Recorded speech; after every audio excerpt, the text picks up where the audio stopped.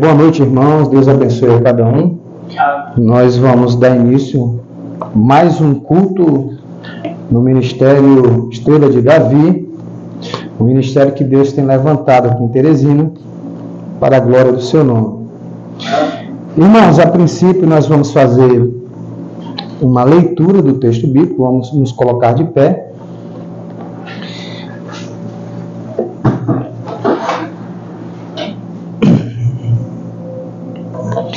O texto se encontra em 2 Coríntios, capítulo 4.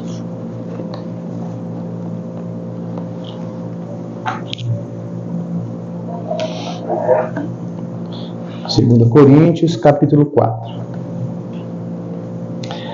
Está escrito da seguinte forma: pelo que, tendo este ministério, segundo a misericórdia que nos foi feita, não desfalecemos, pelo contrário, rejeitamos as coisas que por vergonha se ocultam, não andando com astúcia, nem adulterando a palavra de Deus. Antes nos recomendamos a consciência de todo homem na presença de Deus, pela manifestação da verdade. Mas, se o nosso evangelho ainda está encoberto, é para os que se perdem que está encoberto, nos quais o Deus deste século cegou o entendimento dos incrédulos, para que lhes não resplandeça a luz do evangelho, da glória de Cristo, o qual é a imagem de Deus. Porque não nos pregamos a nós mesmos, mas a Cristo Jesus como Senhor e a nós mesmos como vossos servos, por amor de Jesus. Porque Deus, que disse, das trevas resplandeça a luz, Ele mesmo resplandeceu em nosso coração para a iluminação do conhecimento da glória de Deus na face de Cristo. Vamos inclinar nossos rostos em reverência ao único Deus verdadeiro. Vamos fazer uma oração. Senhor nosso Deus, é um privilégio estarmos mais uma vez, Pai, neste local para engrandecer o Teu nome e refletir, meditar na Tua palavra que ilumina, Pai, aqueles que crêem em Tua palavra.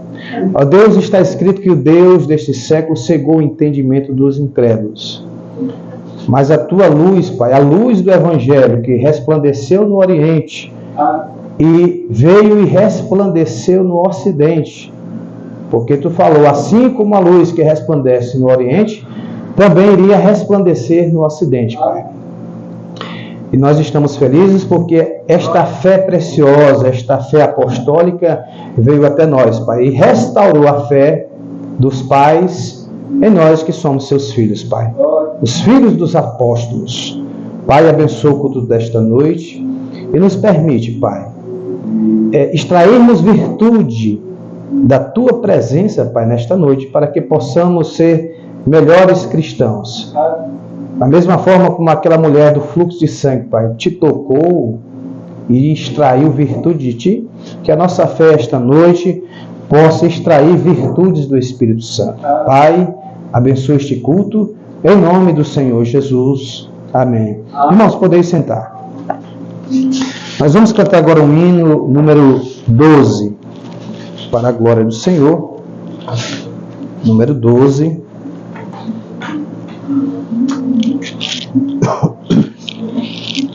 Aleluia. Número 12. Ele venceu por mim.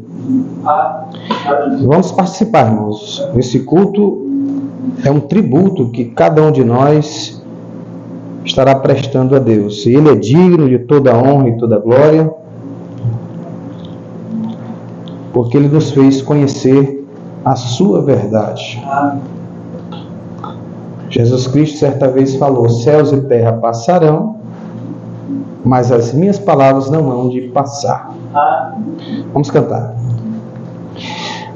Onde estavas tu quando eu fundava a terra? Quem a mediu e estendeu sobre ela o cordel? Qual foi a base que assentou sua pedra de esquina? Quando estrelas d'alva cantavam e os filhos de Deus jubilavam, que estava junto a ele. Todos. Vida, eternidade, estou voltando para a eternidade.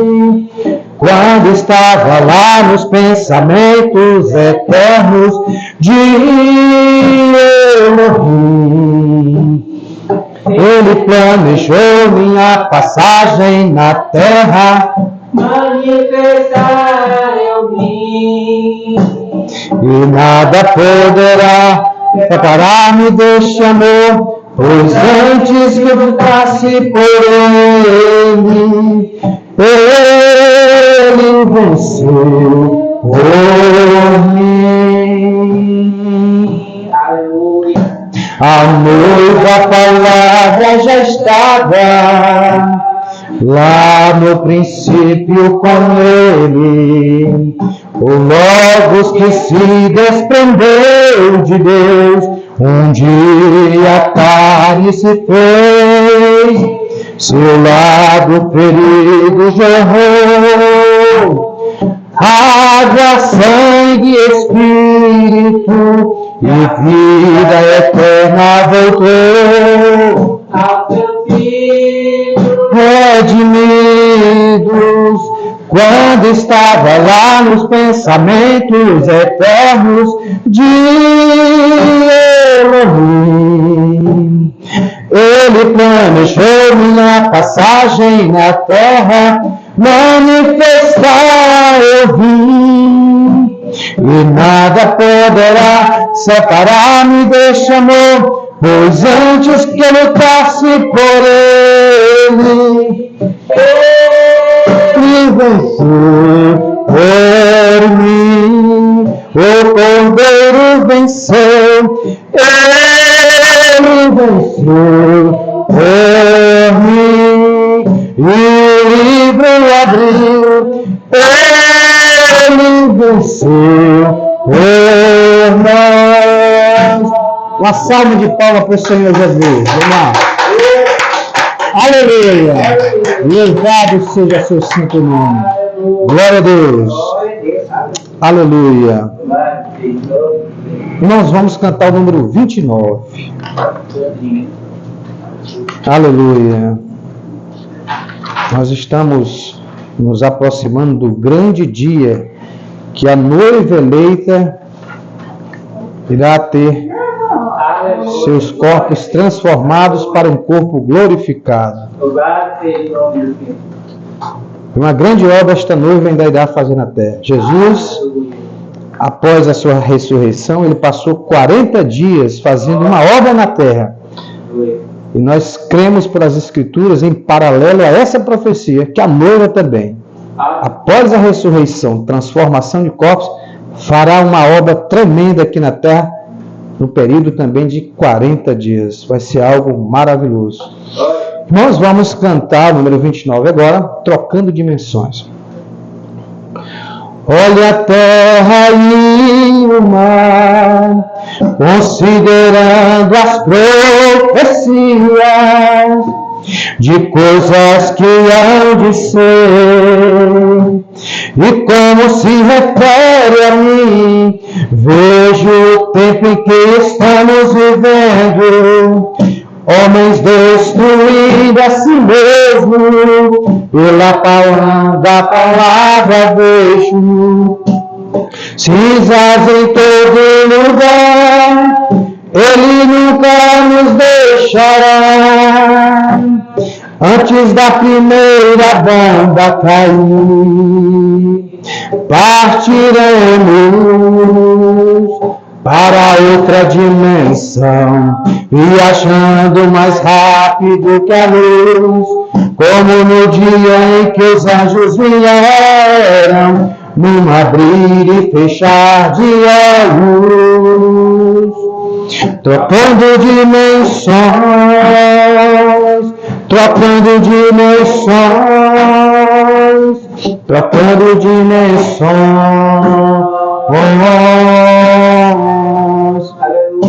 Esperamos no portão, o voo está quase partindo,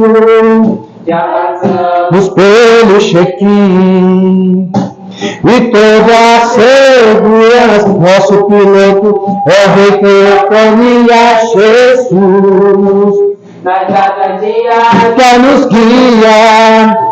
O sinal está manifestado, agora podemos partir, mas antes de cair o fogo, Ele nos libertará deste mundo para outra dimensão, viajando mais rápido que a luz, como no dia em que os anjos vieram, num abrir e fechar de olhos, trocando dimensões,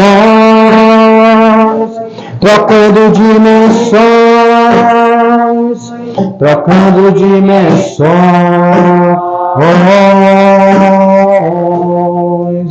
Aleluia. O portão quase partindo, já passamos pelo check-in e toda a segura. Nosso piloto é o Rei Teofania Jesus, nas asas de águia nos guia. O sinal está manifestado, agora podemos partir, mas antes de cair o fogo, Ele nos libertará deste mundo para outra dimensão, viajando mais rápido que a luz, como no dia em que os anjos vieram, no abrir e fechar de olhos, trocando dimensões, trocando dimensões, trocando dimensões. Amém. Aleluia. Louvado seja o nome do Senhor. Aleluia. Glória ao nome do Senhor. Irmãos, vamos cantar mais um hino. Vamos ver aqui. Mais um hino. Aleluia. Glória a Deus. Amém. Deixa eu ver aqui mais um hino. Glória a Deus. Louvado seja. Vamos cantar número 2. Número 2 é um hino que realmente retrata a era em que estamos vivendo. Louvado seja o nome do Senhor. Amém. A era de Laodiceia, que teve o seu clímax em 63. Espiritualmente ela acabou, mas politicamente falando ela continua, né?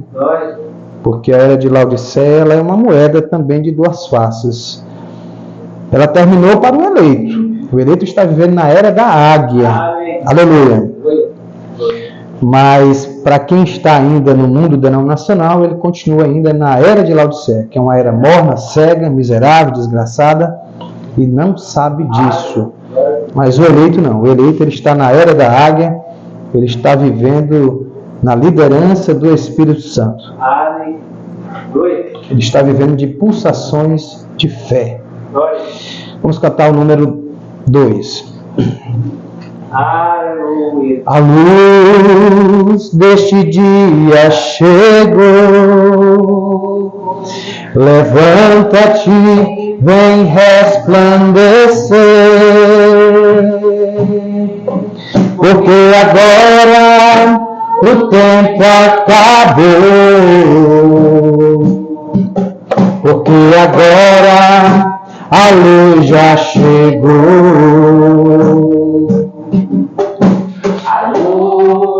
Deste dia chegou.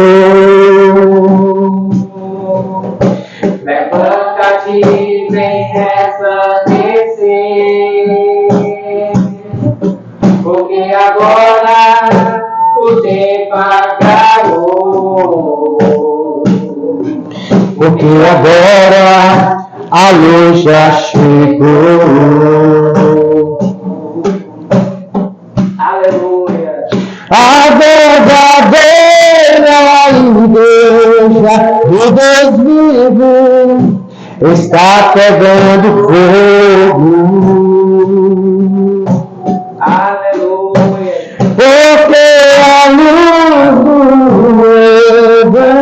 Evangelho está vivificando em nós. Fomos escolhidos para termos na santa convocação. Aleluia. O grande tem nos atraído o poder vivificador.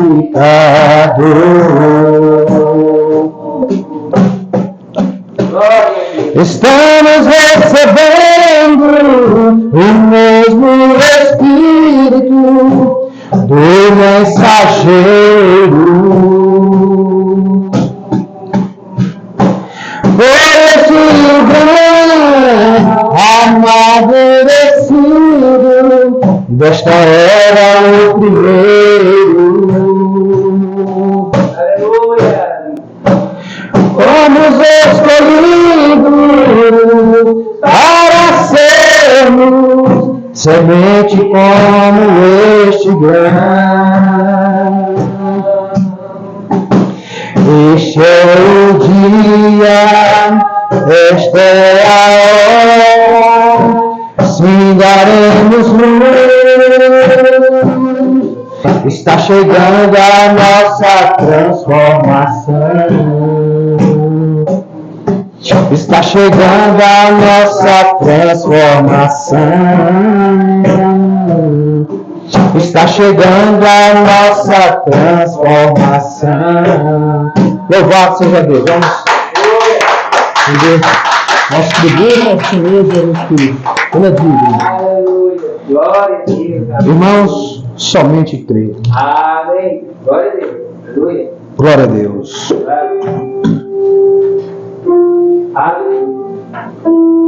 Aleluia. Todos juntos.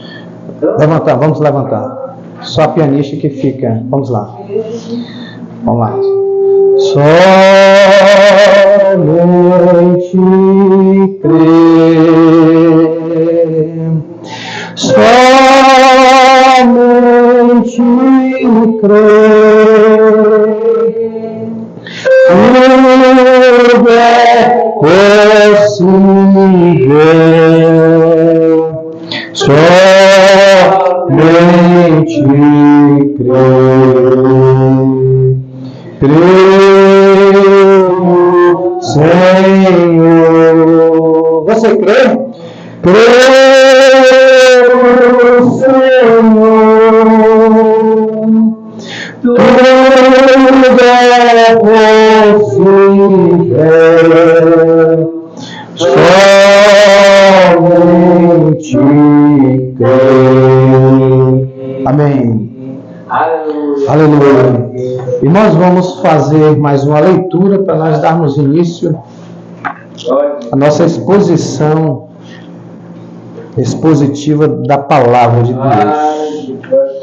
Queridos irmãos, vamos abrir as nossas escrituras no livro de Hebreus, capítulo 11, porque nós vamos extrair daqui um texto, mas o contexto quem vai dar é o Espírito Santo.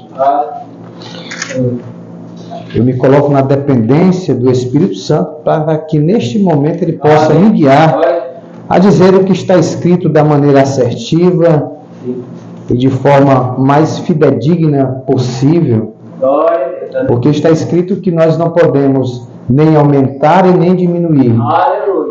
De acordo com a carta de Paulo a Gálatas, capítulo 1, versículo 8 e 9. É anátema. A palavra anátema significa maldito, é a palavra grega que significa maldito.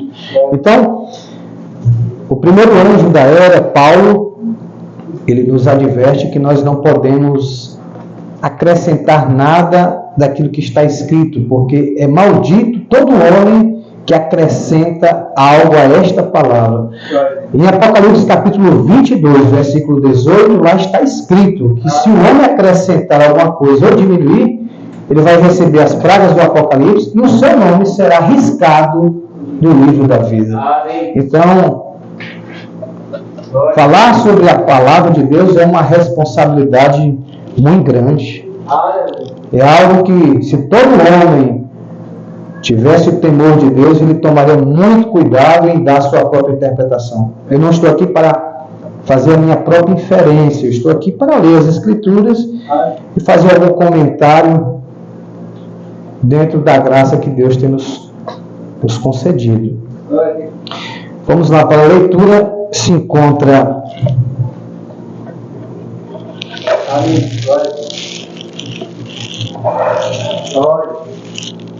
só um momentinho, irmãos. Eu quero que deixar essa plataforma aqui mais...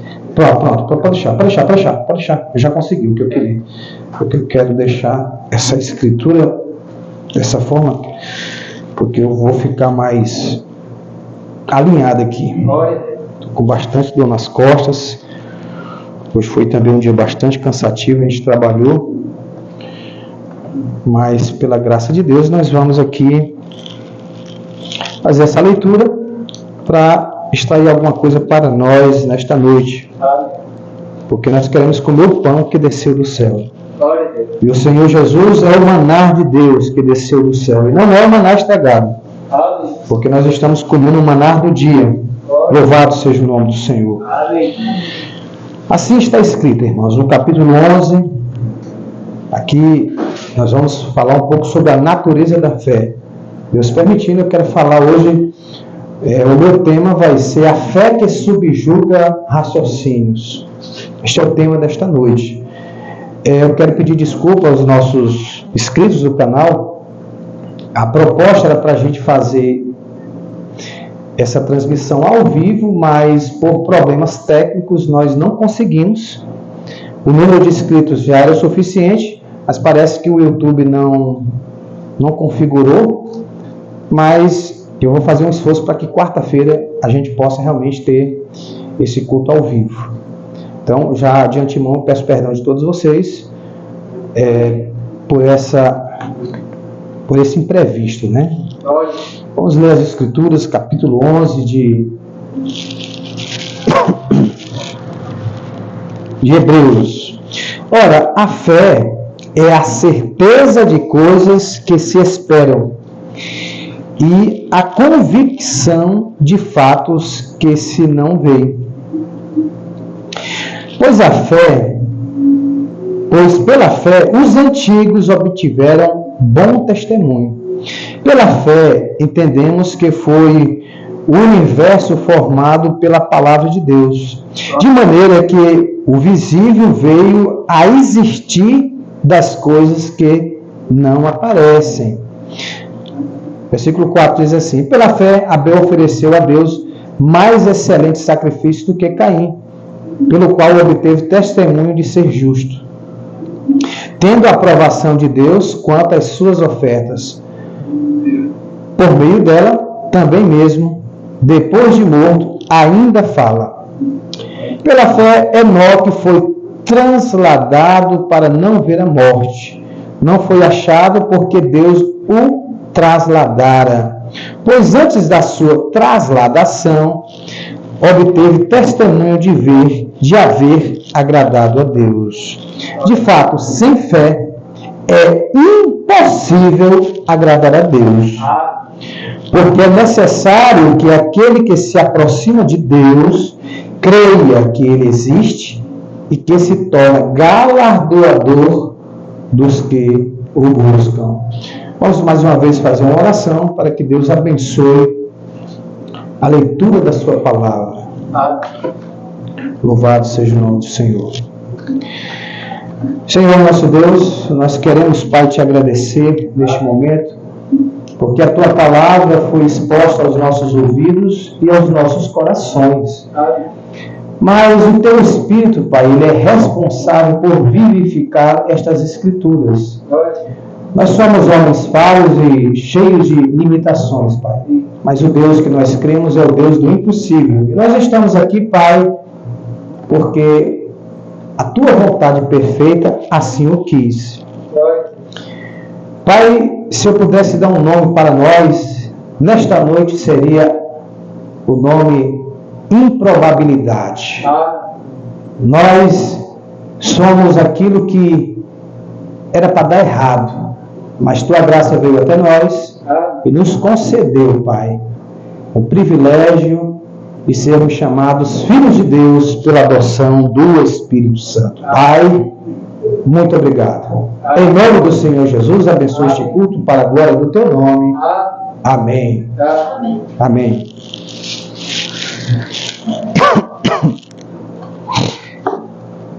Amém. Glória a Deus. Irmãos, nós agora vamos fazer um ato agora que é de ofertas e dízimo. Então está aqui, nós vamos trabalhar de que maneira. Aqui nós temos o gasofilácio, que Deus permitiu nós comprar essa semana, que o correto é a gente vir até o altar. Porque Jesus ele fala no capítulo 23 de Mateus, que quando você vier ao altar, você tem que lembrar se você tem algum problema pessoal com alguma pessoa. E ele recomenda que você primeiro se reconcilie com essa pessoa para depois vir para o altar. Então é uma prática que tem que ser voluntária. E quem estabelece o valor da oferta é a gratidão do seu coração. Então esse ministério aqui não estabelece valores. Nós não estamos aqui para granjear finanças. Nós estamos aqui para adorar a Deus. Né? Aqui é um espaço que Deus nos concedeu. Então, a quantia da sua oferta é a gratidão do seu coração. Então, venha nesse esse ato de fé, trazer seu dízimo e sua oferta. Está aqui o gasofilácio. Aqueles que desejarem, fiquem à vontade. Depois desse ato, podem vir. Quem tiver sua oferta, pode... Que seja? Papelzinho do dízimo, seu cartão. Não, pode colocar, não tem problema não. Depois a gente vê isso aí. Não se preocupe, coloque com a sua fé, que Deus vai te abençoar. O dízimo é um mandamento de Deus, que é bem verdade que tem sido, digamos assim, até motivo de chacota para muitas pessoas, devido à postura de alguns ministros, né? Então a gente tem que respeitar que, devido ao mau comportamento de alguns, essa prática tem sido bastante chacotada. Mas, levando em consideração o que está escrito, é um mandamento que depois que você pratica ele, a Bíblia, o próprio Deus permite você prová-lo. É o único mandamento que depois que você pratica, você pode até fazer prova com Deus. Mas eu recomendo que você fique quieto. Não precisa fazer prova de Deus. Ele naturalmente vai abençoar. Amém. Eu tenho meu testemunho pessoal em relação a dízimos que eu vou contar um pouco, de maneira breve. Eu me congreguei numa igreja que chegou um momento que eu comecei a ter problemas pessoais com o pastor de lá. Eu não vou dizer aqui o que aconteceu, mas eu tive problemas de relacionamento com esse pastor. E antes de eu sair de casa, eu coloquei no meu coração um sentimento humano de não devolver meu dízimo, por conta dessa relação não muito amigável, né? Mas o que é que acontece? Quando eu ia saindo de casa, algo falou no meu coração e me disse: o mandamento é meu, não é do homem. Amém. Então, naquele momento, eu senti a repreensão do Espírito Santo. E o meu bebedouro, ele já estava com a semana que o motor não funcionava, estava parado. E aí o que é que acontece? Eu voltei, peguei meu dízimo, porque eu fui convencido pelo Espírito Santo que aquilo que eu estava pensando era algo meu, humano. E aí quando eu separei o dízimo, que eu entrei aqui no salão, o motor do meu bebedouro voltou a funcionar. Glória a Deus. Aleluia. Ali para mim foi um sinal de Deus, porque Deus falou que ele vai tampar a boca do devorador. Ou seja, Glória a Deus. Aleluia. Amém. Aleluia. amém. Glória a Deus. Verdade. Então, o que eu quero dizer é o seguinte, Aleluia. isso aconteceu e foi um sinal para mim, né? Um sinal de que Deus, ele é um Deus que responde, né, a sua palavra, né? As promessas que tem lá é verdadeira. Amém. Bom, trazendo esse prelúdio, irmãos, eu quero falar um pouco sobre essa fé que subjuga raciocínios. Nós lemos 2 textos esta noite, nós lemos sobre 2 Coríntios, capítulo 4, nós lemos também Hebreus, capítulo 11. E o profeta desta era, ele chega a dizer que a verdadeira fé, ela não se agita. A verdadeira fé, ela espera em Deus. Em uma certa ocasião, Jesus ele traz uma profecia, ele diz: quando o Filho do Homem se manifestar, ele vai encontrar fé na terra? Agora nós temos que entender que essa pergunta que o Senhor Jesus Cristo fez, ela tem um mistério em cima dessa pergunta, porque às vezes nós pensamos que essa fé que ele está indagando ali é qualquer tipo de fé. O profeta mensageiro ele chega a dizer que tem pessoas que têm fé para a cura divina, mas ela não tem fé para a regeneração da alma. O profeta também ele chega a dizer que tem eleitos, irmãos, que têm fé para a regeneração da sua alma, mas ele não tem fé para a cura divina. Quer dizer, você vê que é um contraste. Nós temos pessoas que têm fé para a cura divina, mas ela não tem fé para viver uma vida cristã, porque é uma vida de apertos, é uma vida de críticas, né, de insinuações e de indiferenças, porque a verdade apostólica, a fé apostólica, que eu quero falar nesta noite, que é a fé que subjuga raciocínios, porque esta fé que Jesus pergunta se vai encontrar na terra, ela é a fé apostólica. Amém. E nós cremos, de acordo com Mateus 17:30, que Deus iria enviar um mensageiro que iria restaurar a fé apostólica. E pela graça de Deus, Deus enviou este mensageiro e ele trouxe a fé apostólica através do alarido. Porque está escrito que o mesmo Senhor, de acordo com 1 Tessalonicenses, capítulo 4, versículo 16, o mesmo Senhor desceria com alarido, voz de arcanjo e trombeta de Deus. Amém. Esses são os textos que mais o mundo denominacional tem a sua incompreensão. Porque muitas vezes nós queremos entender a Deus pelo fruto da nossa imaginação. Mas Deus ele tem uma mente que está acima da nossa mente, acima daquilo que nós pensamos. E esta fé que subjuga raciocínio é uma fé genuína e é uma fé que está nas Escrituras. E esta fé ela não se submete a tradições. Na mensagem Perdão, do parágrafo 75, eu quero que os irmãos prestem bastante atenção nesse parágrafo, que o profeta vai falar algo muito profundo.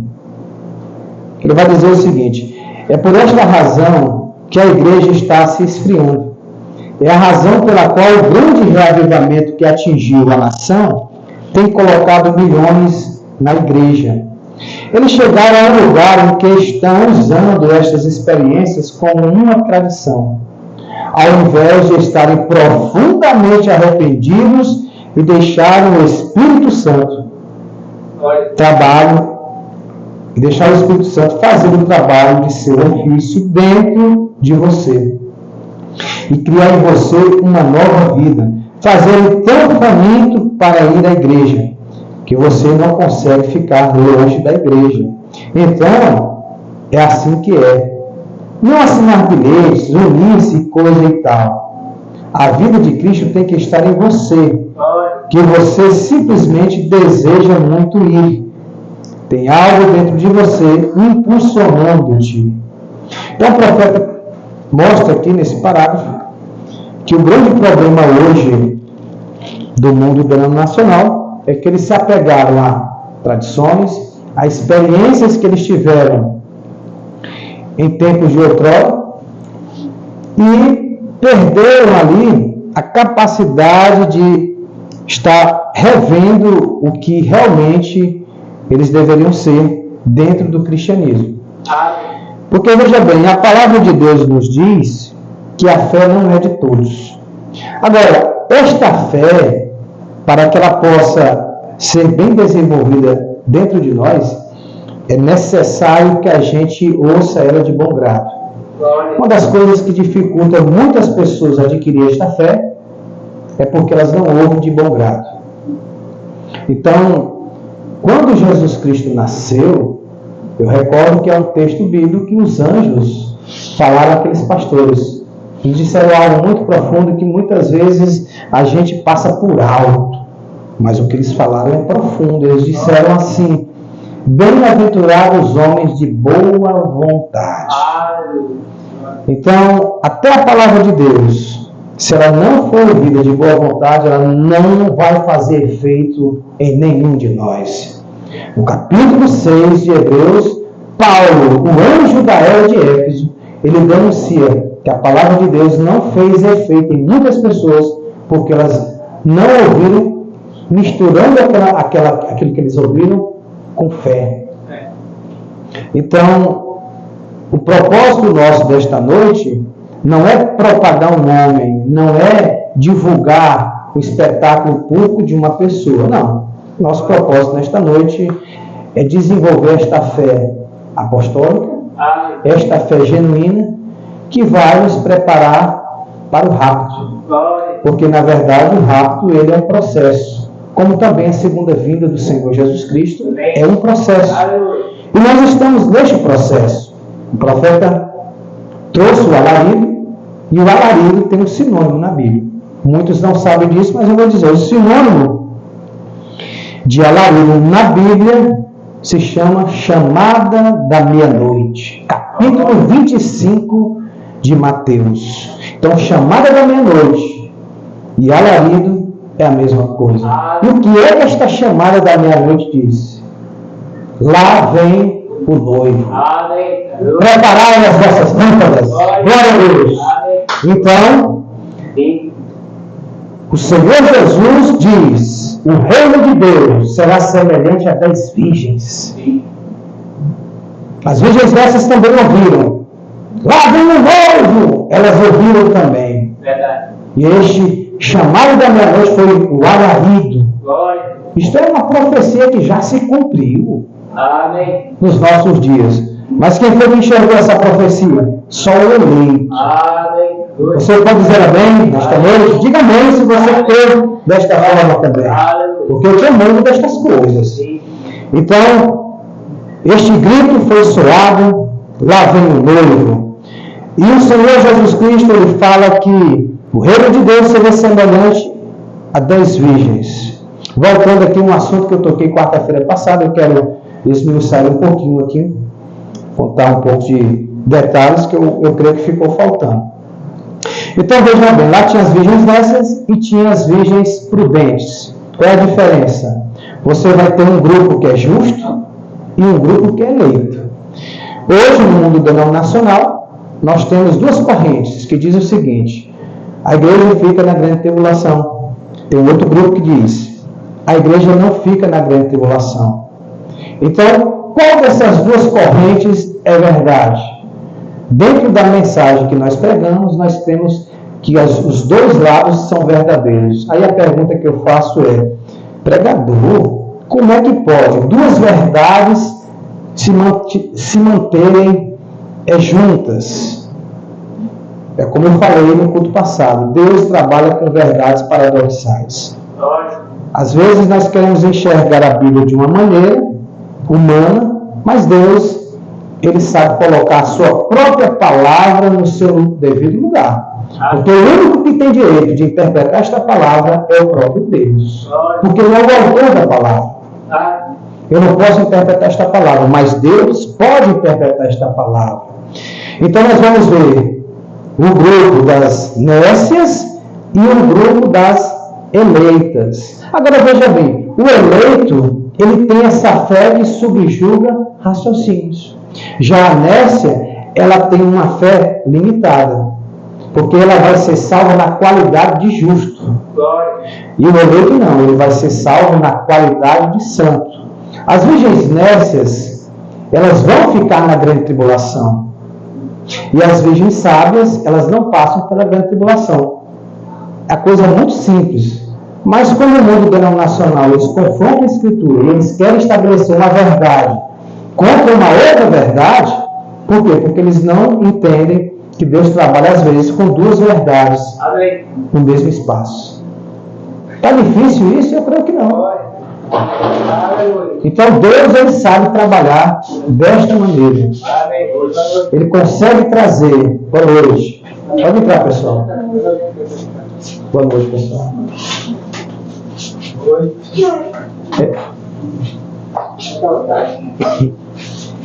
Boa noite, boa noite. Pode ficar à vontade aí, viu? Mas Renato, fique de pé. Pode encostar a porta aí. A gente está numa transmissão aqui. Pode ficar à vontade, viu? Boa noite, pessoal. Deus abençoe a cada um, viu? Como é o nome de vocês? Você é o... Pepedinho, né? O seu? Jael. Senhorita? Marlene, né? Só faltou o pai de vocês, né? Certo. Pessoal, eu estou tratando aqui de um assunto que a gente está falando aqui sobre virgens nécias, sobre virgens prudentes e sobre a fé que subjuga raciocínios. Então vamos lá, dando continuidade aqui. Então, nós temos dois grupos. No capítulo 25 de Mateus, Jesus fala assim, falando sobre a chamada da meia-noite. Lá vem o noivo. Então, as 10 virgens se despertaram. Então, 5 eram prudentes e 5 elas eram nécias. Então, o que acontece? Nós vamos perceber que são dois grupos. Então, um fica na grande tribulação e o outro sobe. Agora, a diferença é que a senhora eleita, a virgem sábia, ela passa pelos 3 processos da graça. Ela é justificada, ela é santificada e batizada com o Espírito Santo. Agora, as virgens nécias não. Elas só são justificadas e santificadas. Correndo o risco de terem seus nomes riscados no livro da vida. Porque se ela entra na grande tribulação como virgem, perdão, eu estou cometendo aqui um equívoco. Na verdade, o profeta disse que a virgem nécia, ela já entra salva na grande tribulação. Eu ia falando algo meu, mas eu senti aqui o pulso do Espírito Santo para corrigir. Então veja bem, a virgem nécia, ela entra na grande tribulação já salva, porque ela vai ter força para não negar o nome. Agora, a virgem nécia, ela vai perder benefícios. Eu quero que vocês prestem bastante atenção nisso. A virgem nécia, ela vai perder benefícios. Que benefício? Ela não vai morar na cidade santa, na Nova Jerusalém. Ela não vai ser sacerdote, não vai ser rei, não vai julgar o mundo, não vai julgar os anjos caídos. Então ela vai perder benefícios. Ela não vai, como ela não se qualificou, ou seja, ela não se qualificou para ser santa, porque ela não tinha azeite. Aí nós vamos ver o outro grupo, que é as virgens sábias. Elas confirmam.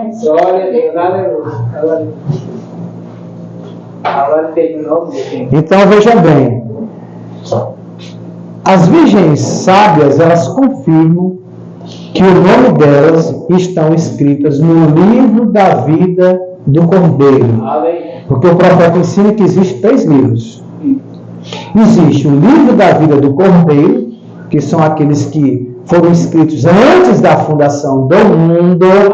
Esses não se perdem, esses já nascem salvos. Agora, a salvação dele vai se concretizar na estação própria.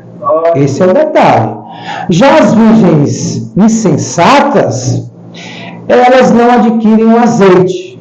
Então, as virgens insensatas, elas vão ser jogadas nas trevas exteriores. Essa é a expressão que Jesus usa. Foram jogados nas trevas exteriores. O profeta chama essas virgens de crente manufaturado.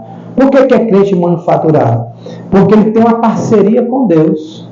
Ele não tem uma submissão completa com Deus. Tem hora que ele está em obediência com Deus e tem hora que prevalece o intelecto dele. Então ele fica naquela parceria e ele não consegue evoluir para ter azeite, que é o batismo com o Espírito Santo na alma. Já a eleita não. A eleita ela passa pelos 3 processos e adquire o maior benefício que pode adquirir aqui na terra. Qual é? Ela vai ser sacerdote, segundo a ordem de Melquisedeque, vai ser a grande rainha, vai morar no palácio, porque a Bíblia fala de salvação comum e salvação especial. Eu gosto muito desse tema. Por que eu gosto muito desse tema? Porque é um tema que a gente percebe que está escondido.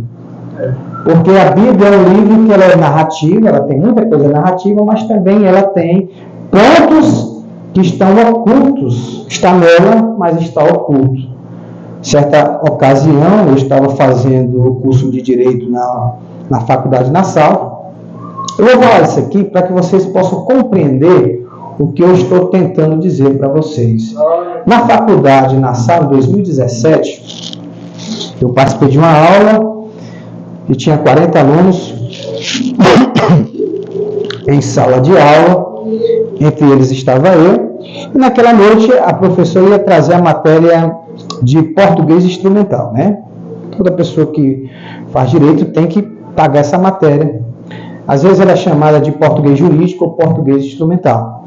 E naquela noite, essa professora mestra em língua portuguesa nos deu boa noite e disse assim: pessoal, esta noite nós vamos falar sobre compreensão e interpretação de texto. Eu já conheci o assunto porque eu sou um amante da língua portuguesa, eu tenho 7 gramáticas aqui em casa. Eu gosto realmente de estudar bastante língua portuguesa. Ler dicionário, sou realmente muito apaixonado. Eu tenho até um projeto de fazer um canal de língua portuguesa, se Deus permitir a gente vai fazer. E naquela noite ela falou: pessoal, nós vamos falar sobre compreensão e interpretação de texto. E aí ela fez a seguinte declaração: pessoal, compreensão e interpretação de texto é a mesma coisa. Como eu já tinha estudado o assunto, percebi que ela não estava correta naquilo que ela estava afirmando. Aí eu levantei a mão e falei para a professora: professora, me perdoe, mas a sua afirmação está incorreta. Ela disse: por que está incorreta? Digo: porque compreensão e interpretação de texto não é a mesma coisa. Ela disse: como assim não é a mesma coisa? Porque não é. Vou explicar por quê. Quando você diz compreensão e interpretação de texto, nós temos uma conjunção aditiva aí, por coordenação, que ela traz independência das palavras. Se ela traz independência das palavras, elas têm cargas semânticas distintas.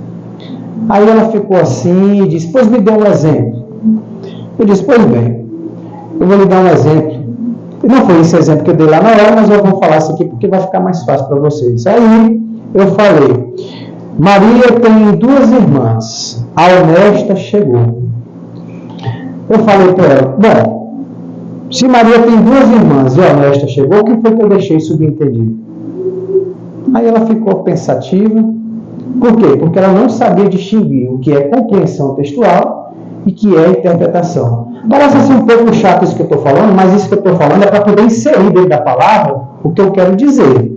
Porque, veja bem, a Bíblia é um livro que ela nos permite compreender, mas tem certas coisas que se você não tiver a inferência de Deus, você não vai compreender. Então, o que acontece? O que foi que eu deixei subentendido ali naquela frase?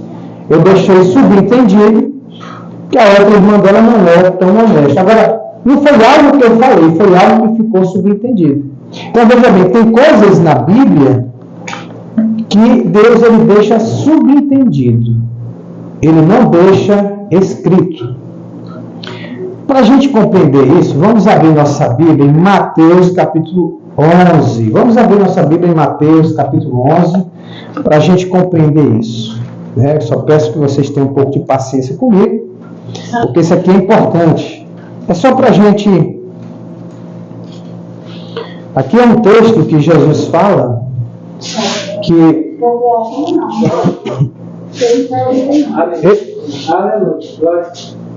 Eu já estou ouvindo. O importante é ouvir.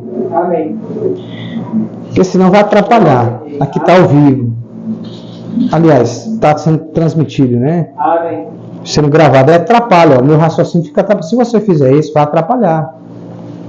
Então vamos lá. Então, para a gente compreender isso aqui, esse texto aqui fala de um momento em que João Batista ele estava com seus olhos ofuscados, né? Ele estava já condenado à pena de morte, ele ia ter sua cabeça decapitada. Naquele momento ele ficou em dúvida se Jesus era o Cristo ou não. Eu quero levar em consideração esse texto, porque esse texto vai nos mostrar o que é a parte de inferência textual. Veja bem, capítulo 11, versículo 11 diz assim, Jesus diz assim: em verdade vos digo, entre os nascidos de mulher, prestem bem atenção, como é que funciona essa questão de inferência bíblica, preste atenção. Em verdade vos digo, entre os nascidos de mulher, ninguém apareceu maior do que João Batista. Mas o menor no reino dos céus é maior do que ele. Agora veja bem, veja que o critério que Jesus está estabelecendo é entre aqueles que é nascido de mulher. Eu posso dizer que João Batista não é maior que Adão? Levante a mão aí, se eu posso afirmar isso. Quem concorda comigo? Eu posso dizer que João Batista não é maior do que Adão? Posso. Por que eu posso? Porque o critério que Jesus estabeleceu foi entre os nascidos de mulher. Adão nasceu de mulher? Não. Ele veio direto de Deus. Então Adão era maior do que João Batista. E os eleitos são maiores do que João Batista. Nós somos maiores do que João Batista. Porque Jesus disse, o menor é o reino de Deus. E nós somos os pequeninos do Senhor. Aqui é um pequeno exemplo que eu estou dando de inferência textual. Isso aqui, Deus me revelou. Evidentemente que eu estou falando isso não é para fazer espetáculo público. Só estou falando aqui que muitas coisas na Bíblia que são compreensíveis as pessoas querem interpretar. E aquilo que é interpretativo as pessoas querem compreender.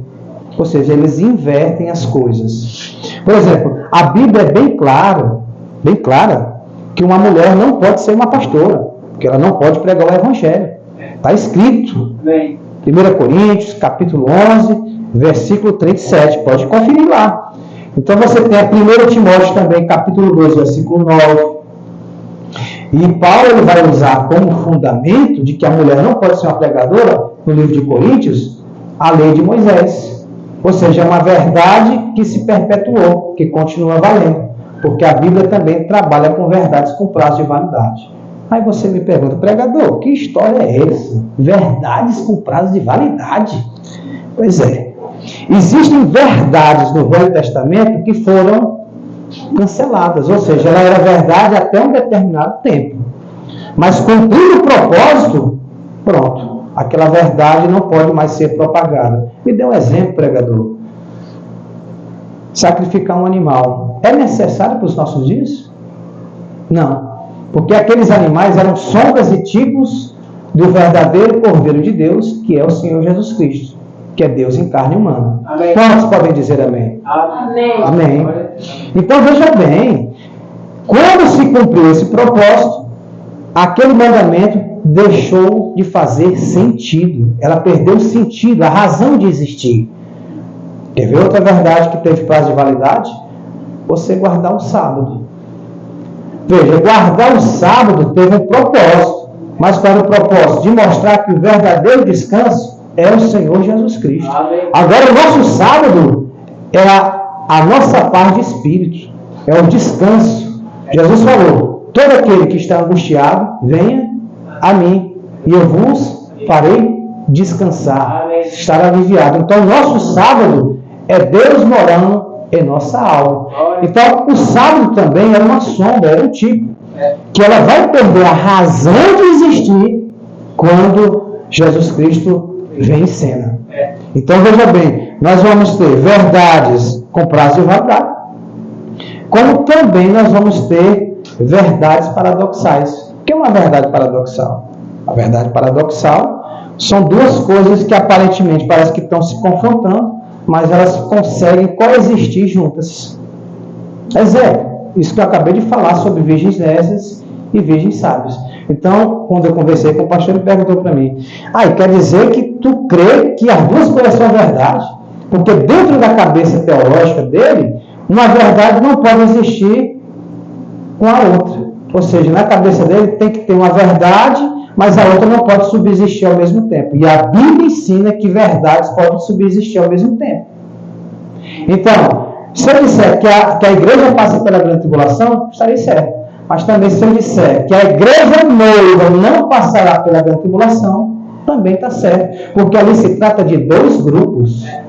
Mas como o mundo teológico não tem essa ciência espiritual, eles fazem conflito de escrituras, como o batismo também em nome do Senhor Jesus Cristo. Mateus 28, 19 está escrito que Jesus dá a comissão. Preste atenção nisso aqui, que isso aqui é muito importante. Ele vai dizer assim, ide por todo mundo e batizai em nome do Pai, do Filho e do Espírito Santo. Veja que ele falou o nome, está no singular. Mas se você fizer uma leitura superficial, você não vai... As pessoas estão tão presas às suas tradições que ela olha no texto e não presta atenção. Não presta atenção. Porque o texto está dizendo o nome do Pai, do Filho e do Espírito Santo. Pregador, me dá um exemplo mais caro. Está difícil. Eu vou te dar um exemplo aqui. Você vai entender agora. Por exemplo, quando eu nasci, o primeiro atributo que eu adquiri de maneira inerente, porque atributos, aliás, adjetivos, ele pode ser por inerência ou por atribuição. Vamos entender isso. Então, quando eu nasci, o primeiro atributo que eu adquiri foi de filho. Quando eu casei e tive a minha primeira filha, eu ganhei um outro atributo de pai. Então, eu me tornei pai e já era filho. E dentro de mim mora um espírito, ou seja, eu sou um espírito encarnado. Aí eu te pergunto, esses atributos me fizeram três pessoas distintas? Não faz. É simples demais, mas o pessoal não aceita isso como verdade. Por quê? Porque já estão presos a dogmas, credos e tradições. Esse é o grande problema. Agora, quando nós vamos ler Atos capítulo 2, versículo 38, Pedro ele vai simplesmente obedecer a ordem que Jesus falou.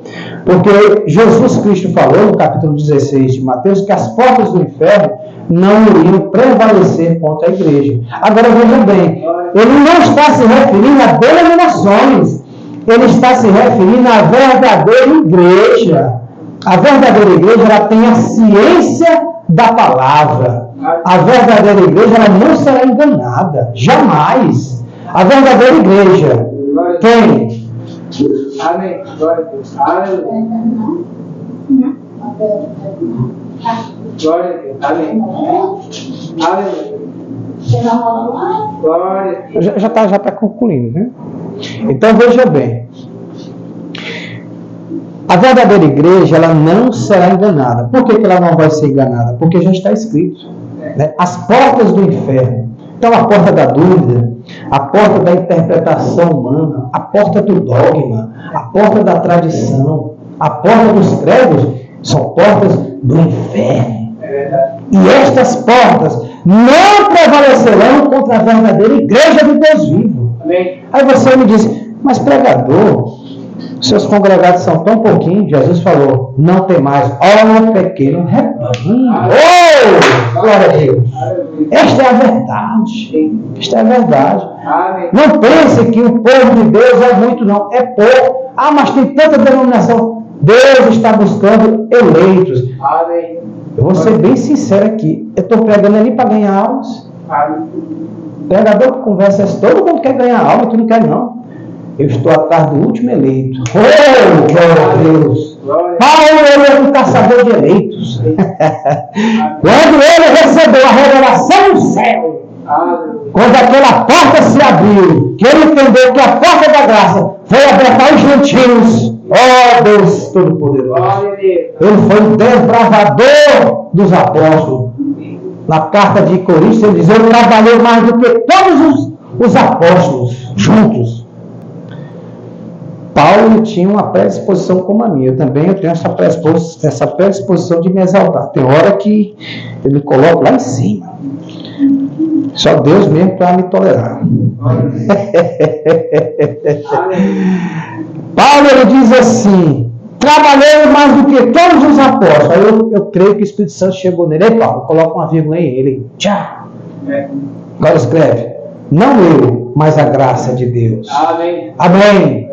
Sim, a graça de Deus. Então, veja bem, todos nós temos as nossas limitações. Então, Deus, ele tem os seus. Paulo diz na sua carta pastoral a Timóteo que Deus tem como selo que ele conhece os seus. Então, irmãos, nós cremos que a fé de rápido é a fé que subjuga raciocínios. Esta noite eu fugi um pouco do tema porque a gente aprende com o profeta muitas vezes que a gente não fica preso a um tema.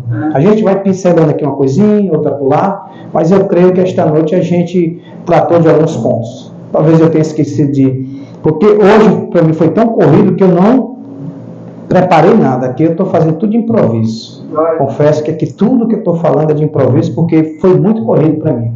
O correto é um pregador ter um tempo para estudar um pouco mais, mas como eu trabalho, né, e eu também não quero depender de ministério, né, eu quero ser como Paulo. Esta glória ninguém vai tomar de mim. Que o homem trabalhe. Eu quero sempre estar trabalhando. Eu gosto de trabalhar, gosto de vender, gosto de cortar cabelo, porque eu sou barbeiro. Né? Então, pela graça de Deus, irmãos, nós estamos aqui mais uma vez reunidos. Quero dizer que esse ministério ele é fruto de deboche. Ele é fruto de escárnio. Ele é fruto de perseguição. Este ministério aqui nasceu do deboche.